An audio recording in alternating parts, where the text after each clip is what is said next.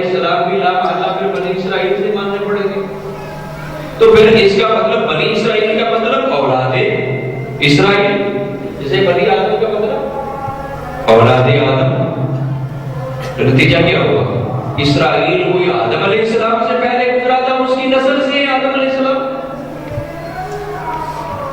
جب بنی اسرائیل سے ہیں تو بنی اسرائیل کا معنی تو اولاد اسرائیل ہے. اس کا مطلب آدم علیہ السلام پر بھی بنی اسرائیل سے، تو وہ اولاد اسرائیل سے ہوئے. پھر اسرائیل میں ان کے آواز ہیں، براہ راست سیدھا باپ ہے یا واسطے ہیں کچھ اتحاد ہے. اللہ یعصم اللہ ثم لا یعصم اللہ نقل کفر نباش. یہ کیا ہے؟ یہ اس حماقت کی سزا ہے کہ قرآن کو قرآن سے ہی سمجھوں گا اور اللہ سے براہ راست سمجھوں گا. اللہ یعصم اللہ. بنی اسرائیل اولاد اسرائیل قرآن میں اس کا ذکر بڑی کثرت سے، صرف بنی اسرائیل کا لفظ نہیں آیا. یہ کہاں کس خطے میں رہتے تھے؟ کون ان کی طرف نبی بھیجے گئے؟ کس دور کس زمانہ کی بات ہے؟ قرآن اللہ تعالیٰ کی پاک کتاب کوئی تاریخ کی کتاب تو نہیں ہے کہ سنوار لکھا ہو فلاں سن میں فلاں سن میں فلاں سن میں، یوں نہ صحیح، لیکن ایک حقیقت تو واضح ہو رہی ہے. قرآن کریم میں پوری وضاحت کے ساتھ ہے. میں پہلے عرض کر دوں کہ اسرائیل ہے کون؟ اسرائیل حضرت یعقوب علیہ السلام کا نام ہے. علماء اسلام اس پر متفق ہیں، کوئی دوسری رائے نہیں، اور وہ کتابی لوگ بھی اس پر متفق ہیں. بلکہ اس کا کہنا کہ ہم بھی آئے کتاب کی آدم نہیں ہے، یعنی اہل کتاب کا مطلب سمجھتے ہیں کتاب کا اہل، اردو میں جو بولتے ہیں فلاں چیز کا اہل نہیں ہے. بھئی یہ تو ایک اصطلاح ہے. قرآن نے جو اہل کتاب سے خطاب کیا ہے جگہ جگہ پر، یا اہل کتاب یا اہل کتاب، کون مراد ہے؟ یہ قرآن کی ایک اصطلاح ہے. قرآن جس ذات اقدس پر نازل ہوا، اس ذات اقدس کی قوم کے پاس کوئی آسمانی کتاب نہ تھی پہلے، اور دوسری قوم وہ بھی تھی جن کے پاس انبیاء بنی اسرائیل آتے رہے، کتابیں ہیں، تورات تھی، انجیل تھی، زبور تھی، صحیفے تھے، وہ کتاب والے. یہ نہیں ہے کہ کتاب کا اہل، سیدھا سیدھا یہ انداز تھا، یہ فکرہ تھا کہ ہم کتاب کے اہل نہیں ہیں. یہ کتاب ہے، کتاب کا مطلب کتاب کے اہل نہیں ہے. اس لیے یہ تو اس کی اپنی کم فہمی ہے. بحث کر رہا تھا کہ قرآن میں جب یہ حقیقت واضح طور پر سمجھ آتی ہے، اسرائیل علیہ السلام ان کا ذکر انبیاء کرام علیہ السلام کے ذکر کے ساتھ باقاعدہ طور پر موجود ہے. صرف بنی اسرائیل ہی نہیں بلکہ اسرائیل کا ذکر بھی اس پاک لفظ کے ساتھ موجود ہے.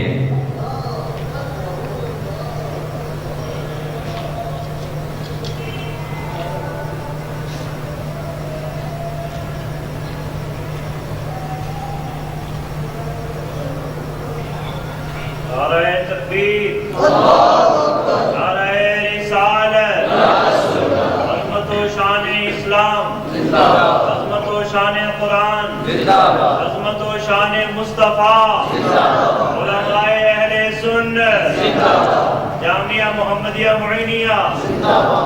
یہ دیکھیے، چونکہ وہ بندہ جو آیت پڑھتا تھا تو سورت نمبر، آیت نمبر، صرف قرآن سے بات اور کوئی بات سنی نہیں کسی کی، تو پھر آیات پر نشان میں نہیں لگائے. اس لیے پھر بغیر اس کے تو پھر اتنے نا انصاف بندے اور اتنے بے باک بندے شاید سمجھ آنا مشکل ہو. یہ دیکھیے یہ سورہ مریم ہے اور اس میں انبیاء کرام علیہ السلام کا تذکرہ، متعدد حضرات کا تذکرہ موجود ہے۔ اللہ اکبر، اللہ اکبر۔ واذکر فی الکتاب اسماعیل انہ کان صادق الوعد وکان رسولا نبیا۔ واذکر فی الکتاب اسماعیل، کتاب میں اسماعیل کا ذکر فرمائے، انہ کان صادق الوعد وکان رسولا نبیا، اس وعدہ کے سچے رسول اور نبی تھے۔ وَكَانَ يَأْمُرُ أَهْلَهُ بِالصَّلَاةِ وَالزَّكَاةِ وَكَانَ عِندَ رَبِّهِ مَرْضِيًّا، اور وہ اپنے اہل کو، گھر والوں کو نماز و زکوٰۃ کو فرماتے تھے، اپنے رب کے ہاں وہ پسندیدہ۔ وَاذْكُرْ فِي الْكِتَابِ إِدْرِيسَ إِنَّهُ كَانَ صِدِّيقًا نَبِيًّا وَرَفَعْنَاهُ مَكَانًا عَلِيًّا۔ ادریس کا کتاب میں ذکر فرمائے، وہ بھی صدیق اور نبی تھے، ہم نے ان کو بلند مقام رفعت عطا فرمائی، بلند مقام پر رفعت عطا فرمائی، اونچا درجہ عطا فرمائی۔ اولئک الذین انعم اللہ علیہم من النبیین من ذریۃ آدم وممن حملنا مع نوح ومن ذریۃ ابراہیم واسرائیل وممن ہدینا واجتبینا۔ یہ وہ لوگ ہیں جن پر اللہ نے انعام فرمایا نبیین سے اور اولاد نبیین سے۔ یہ نبیین کون؟ اولئک الذین انعم اللہ علیہم من النبیین من ذریۃ آدم، آدم علیہ السلام کی اولاد سے نبی، ان پر اللہ تعالیٰ نے انعام فرمایا۔ یہ وہ لوگ ہیں جو اللہ نے انعام فرمایا ان پر نبیین سے، اولاد آدم سے، وممن حملنا مع نوح، اور ان سے جن کو اپنے روح کے ساتھ سوار کیا، ومن ذریۃ ابراہیم واسرائیل، اور ابراہیم اور اسرائیل کی اولاد سے۔ اسرائیل کا ذکر یہاں واضح طور پر موجود ہے۔ اب یہ اسرائیل علیہ السلام کی اولاد بنی اسرائیل، بنی اسرائیل، بنی اسرائیل جو جگہ جگہ پر ہے، تو وہ اس کو متعدد واقعات ہیں، ان کو دیکھا جائے تو حقیقت واضح ہو جاتی ہے۔ جب علماء اسلام کے نزدیک حضور کی تعلیمات کی روشنی میں اسرائیل حضرت یعقوب علیہ السلام کا نام ہے۔ حضرت یعقوب علیہ السلام کی قوم، ان کی اولاد اس جگہ کی۔ قرآن میں سورہ یوسف میں بڑی تفصیل کے ساتھ، اگر میں ساری آیتیں پڑھوں تو میرے خیال میں زیادہ مشکل ہو جائے گا، تو زیادہ وقت چاہیے۔ ویسے میں نے نشان لگائے ہیں، یہ بہت سارے دور صفحے بھرے ہوئے آیات کے نمبر تک سے بات ہے۔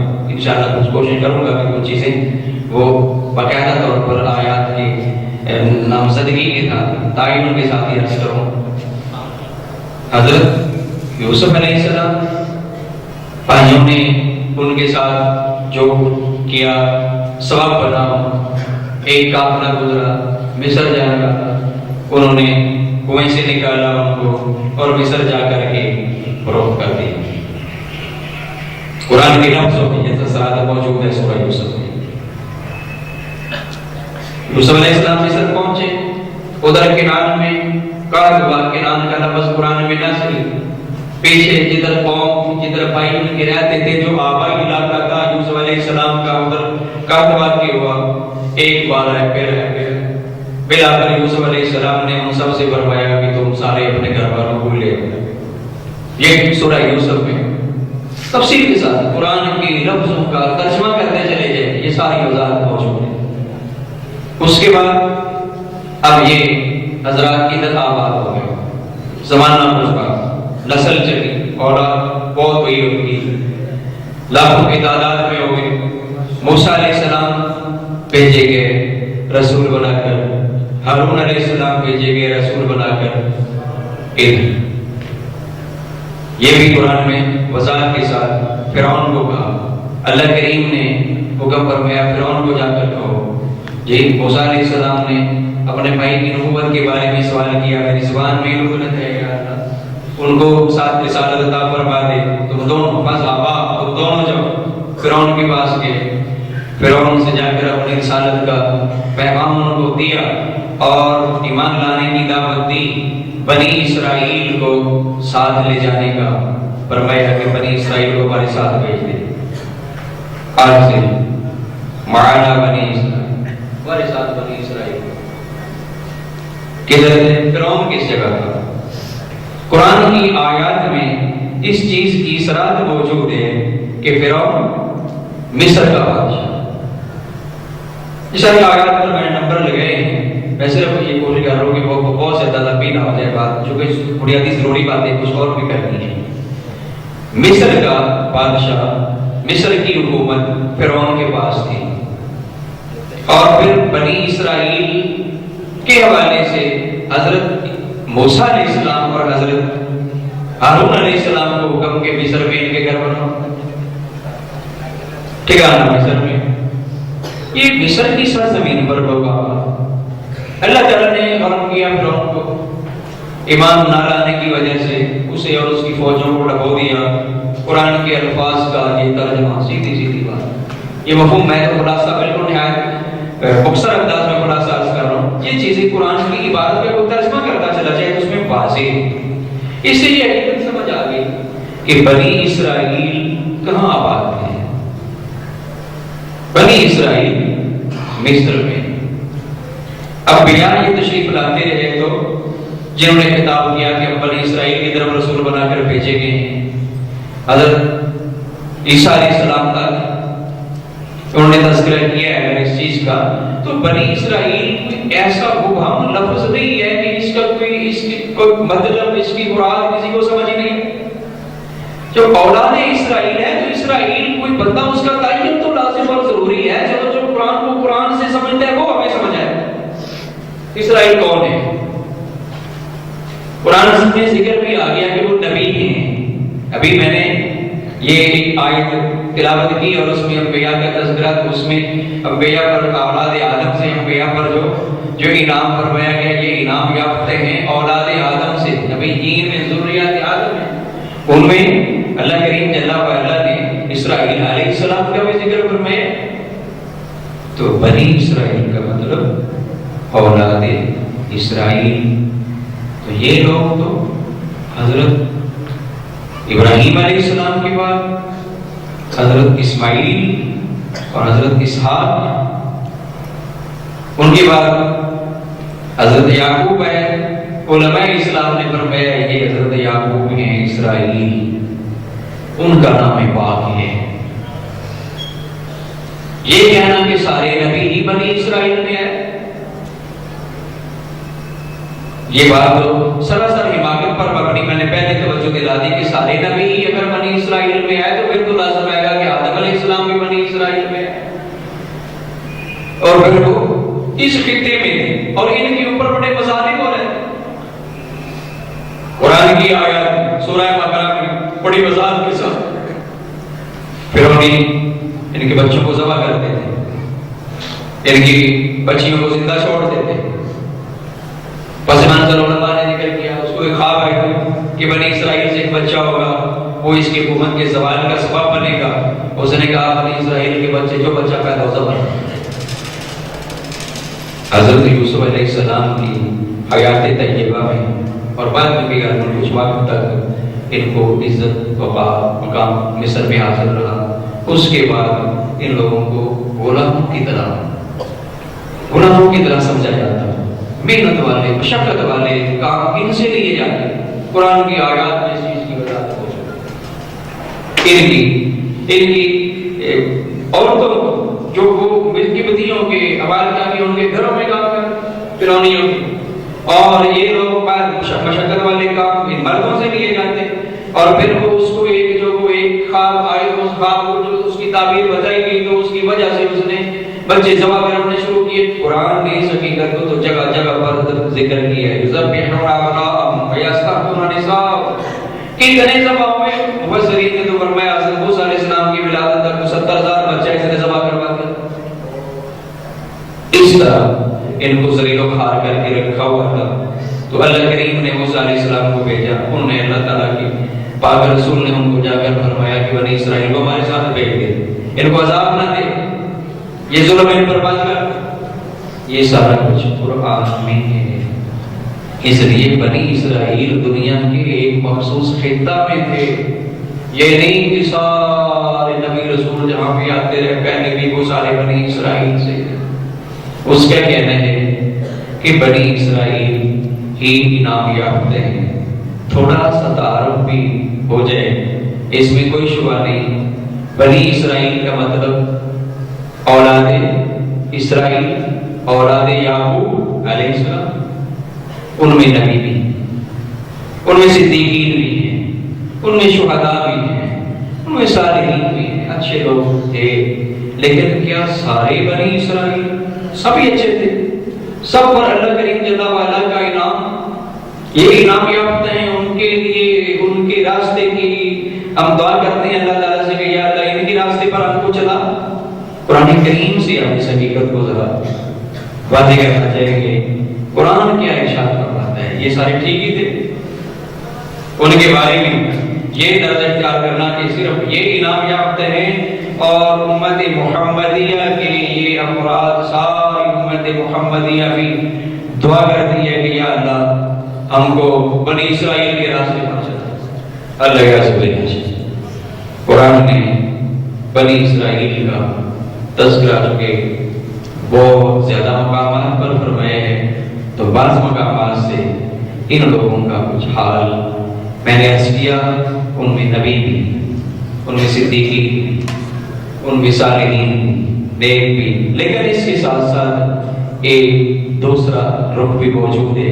ان میں کافر بھی، نبیوں کو شہید کرنے والے بدبخت ایسے جنہوں نے انبیاء کی خاصی تعداد کو شہید کیا. کیا نبیوں کو شہید کرنے والے انعام یافتہ ہیں؟ ان کے راستے کی دعا کی جاتی ہے یا اللہ ان کی راہ پر ہم کو چلا، ان کا راستہ عطا فرما. عبادت کی انتہا نہیں. دیکھیے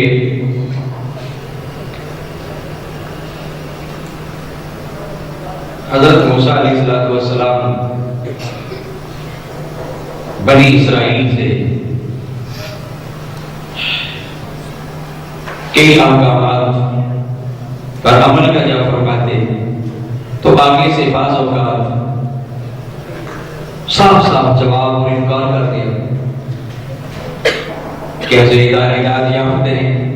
یہ جہاد کا موقع موسیٰ علیہ السلام نے ان کو جہاد کا فرمایا اور انہوں نے آگے سے صاف انکار کر دیا. کہہ دیا فَاذْهَبْ أَنْتَ وَرَبُّكَ فَقَاتِلَا إِنَّا هَاهُنَا قَاعِدُونَ. تو جا تیرا رب جائے، تم جا کر لڑو، ہم تو یہی بیٹھتے ہیں، ہم تو یہی بیٹھتے ہیں. موسیٰ علیہ السلام اللہ کریم کے حضور عرض کرتے ہیں رب انی لا املک الا نفسی واخی فافرق بیننا وبین القوم الفاسقین. اے میرے رب میں تو اپنی جان کا مالک ہوں اور اپنے بھائی کے معاملہ ہمارے اور فاسق قوم، نافرمان قوم کے درمیان جدائی فرما. یہ فاسقین کون؟ فرما کون رہے؟ موسیٰ علیہ السلام.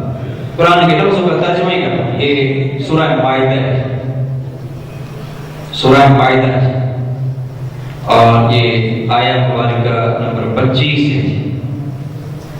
اللہ کریم جل وعلا نے ارشاد فرمایا قال فإنها محرمة عليهم 40 سنة يتيهون في الأرض فلا تأس على القوم الفاسقين. 40 سال تک ان کے اوپر یہ حرام کر دی گئی زمین میں سرگشتہ پھرتے رہیں گے. فاسق قوم پر آپ افسوس کریں، تعصب نہ فرمائیں.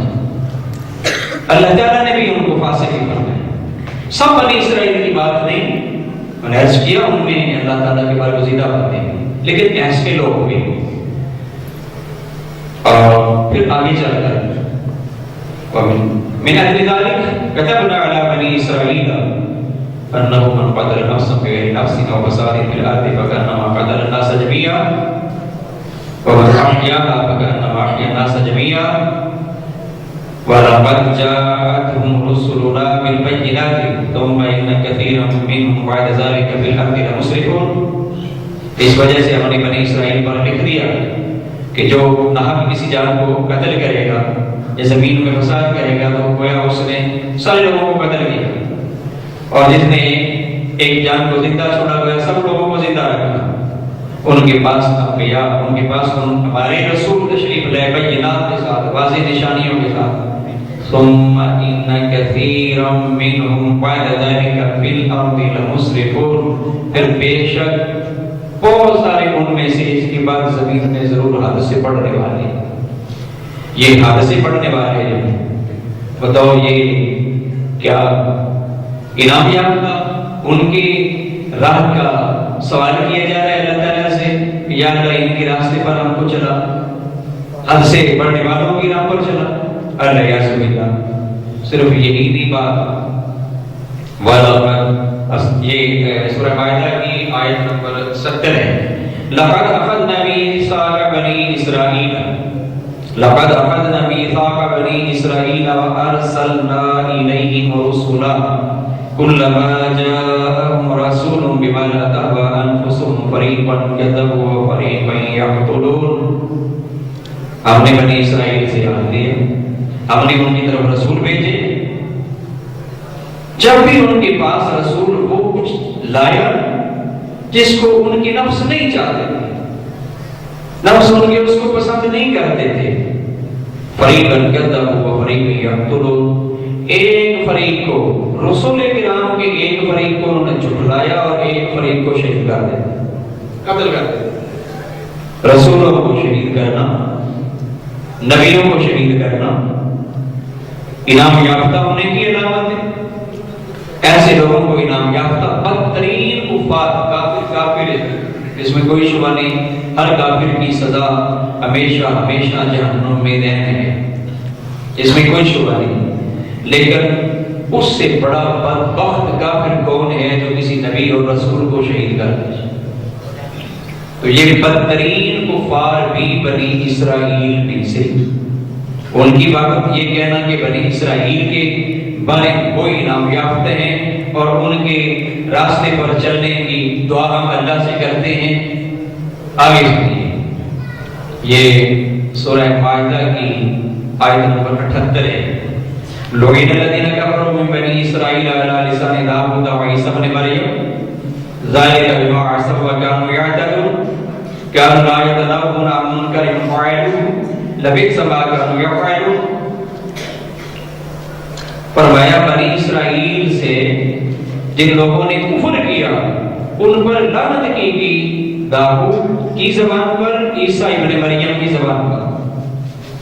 انہیں ملعون قرار دیا گیا، لعنتی کہا گیا ان کو. کون؟ لوئین الذین کفروا من بنی اسرائیل، بنی اسرائیل سے جنہوں نے کفر کیا.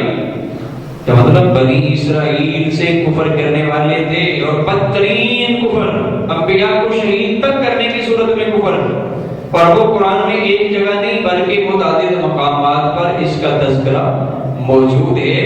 اس لیے یہ کہنا کہ بنی اسرائیل انعام یافتہ ہیں، مطلقاً بنی اسرائیل انعام یافتہ ہیں، بنی اسرائیل کے راستے کی اللہ سے دعا کی جاتی ہے. سورہ فاتحہ میں جو کہتے ہو اهدنا الصراط المستقیم صراط الذین انعمت علیہم، یہ انعمت علیہم کون ہے؟ یہ بنی اسرائیل ہی ہیں. قرآن نہیں اس کی موافقت کرتا. قرآن تو بتا رہا ہے کہ بنی اسرائیل میں ایسے شقی، ایسے بدبخت خاصی تعداد میں انبیاء و مرسلین کی زبان پر ان پر لعنت کی گئی، نبی اور رسولوں کو انہوں نے شہید کیا، ان پر ذلتیں مسلط کی گئی، اللہ تعالیٰ کا ان پر غضب ہوا. یہ قرآن کریم میں متعدد مقامات پر ذکر فرمایا گیا ہے. بلکہ ایک حد تک بنی اسرائیل سب کو انعام یافتہ سمجھنے کی حقیقت قرآن سے واضح ہو گئی کہ بنی اسرائیل میں انعام یافتہ بھی ہیں، اس میں کوئی شبہ نہیں، لیکن سارے نہیں. بنی اسرائیل میں ایسے بدترین بھی ہیں، تھے، اب بھی ہیں، جو حضور محمد مصطفیٰ صلی اللہ علیہ وسلم پر ایمان نہیں لاتے. سارے کافر ہیں، وہ سب کافر ہیں. لہذا یہ کہنا کہ ہم بھی بنی اسرائیل سے، حضور نبی کریم بھی بنی اسرائیل سے، ہاں عرض کر رہا تھا بنی اسرائیل مصر میں اس حد تک موسیٰ علیہ السلام تشریف لائے، فرعون سے فرمایا بنی اسرائیل کو ہمارے ساتھ بھیج. قرآن کی آیت کا ایک ترجمہ اور خلاصہ کے طور پر عرض کر رہا ہوں. لیکن دوسری طرف بنی اسماعیل حضرت ابراہیم علیہ السلام کے صاحبزادے پڑے، حضرت ابراہیم علیہ السلام کے بڑے صاحبزادے حضرت اسماعیل علیہ السلام، اور چھوٹے مفسرین کے بیان کے مطابق 14 سال چھوٹے حضرت اسحاق کی۔ اسماعیل علیہ السلام کا ذکر بھی قرآن میں صراحت کے ساتھ موجود ہے۔ اسماعیل علیہ السلام کو اللہ کریم جل وعلا نے اس سرزمین مکہ پر چھوڑا۔ اللہ کریم کے پاک رسول ابراہیم علیہ السلام نے اللہ تعالیٰ کے حکم پر اسماعیل علیہ السلام کو، ان کی والدہ کو یہاں چھوڑا، اور اللہ کریم کی حضور دعا کی۔ یہ سورہ ابراہیم ہے، اور یہ آیات مقدسہ 37 اور 38 اور 39، اس میں پہلے ابراہیم علیہ السلام کا تذکرہ اوپر سے چلا رہا ہے۔ وَإِذْ قَالَ إِبْرَاهِيمُ رَبِّ اجْعَلْ هَٰذَا الْبَلَدَ آمِنًا وَاجْنُبْنِي وَبَنِيَّ أَن نَّعْبُدَ الْأَصْنَامَ۔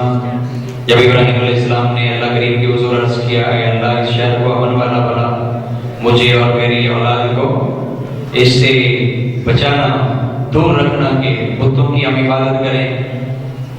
پھر آگے بتوں کی اس فساد کر گمراہ کرنے کا تذکرہ بعد والی آیت میں پھر آگے ربنا انی اسکنت من ذریتی بواد غیر ذی زرع عند بیتک المحرم ربنا لیقیموا الصلاة واجعل افئدة من الناس تهوی الیہم وارزقهم من الثمرات لعلهم یشکرون۔ یہ جو وادی غیر ذی زرع میں چھوڑا ابراہیم علیہ السلام نے، تو کس کو چھوڑا؟ کہ حضرت اسحاق کو چھوڑا تھا، حضرت اسماعیل علیہ السلام۔ پھر قرآن کریم نے اس حقیقت کو بھی واضح فرمایا، بیت اللہ کی تعمیر، اذ یرفع ابراہیم القواعد من البیت واسماعیل، نام لے کر ابراہیم اور اسماعیل بیت اللہ کی وہ دیواریں بنا رہے ہیں، بنیادیں اٹھا رہے ہیں۔ بیت اللہ کی تعمیر میں اسماعیل علیہ السلام ساتھ ہیں، اور اس سرزمین پر حضور کی قوم آیا۔ حضور نبی کریم صلی اللہ علیہ وسلم کی ولادت کہاں ہوئی؟ مکہ شریف۔ یہ وہی وادی ہے ذی زرع ہے، وہی بیت اللہ شریف، اور اس بیت اللہ کی تعمیر کے بعد ابراہیم علیہ السلام کی دعا بھی قرآن میں موجود، ربنا وابعث فیہم رسولا۔ قرآن میں بڑی وضاحت کے ساتھ اس کو ذکر کیا گیا۔ تو بنی اسرائیل تو مصر میں، اسماعیل علیہ السلام کے دوسرے بھائی اسحاق علیہ السلام، ان کے بیٹے یعقوب علیہ السلام وہ اسرائیل ہیں، اور ان کی اولاد بنی اسرائیل کہلاتی ہے۔ تو حضور نبی کریم صلی اللہ علیہ وسلم بنی اسرائیل سے کیسے ہو گئے؟ کیا مکہ کی سرزمین پر بنی اسرائیل رہتے تھے؟ ایک اور حوالے سے عرض کرو تو میرا خیال سمجھنے میں اور بےکرخات ہو جائے گی۔ ایک تواتر بھی ایک شے ہے، اسلام اس کے اپنے ضابطے، لیکن تواتر تو ایک ایسی چیز ہے نا کہ کوئی مسلم ہے غیر مسلم ہے، تواتر کا منکر تو اس کو تو بے وقوف ہی کہا ہے۔